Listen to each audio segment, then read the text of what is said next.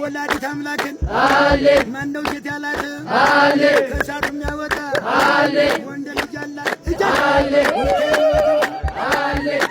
በፋና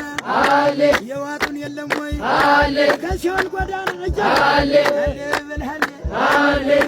ከመጡ ከመጡ የአራት ኪሎ ናውት አይነቃነቅም ኦርቶዶክስ አንድ ናት እኛ ሌላ አናውቅም ከመጡ ከታቦቱ ሁሉ የወርጊስ ኃያል ነው ከታቦቱ ሁሉ የወርጊስ ኃያል ነው ከፈዘንዶ ወጣት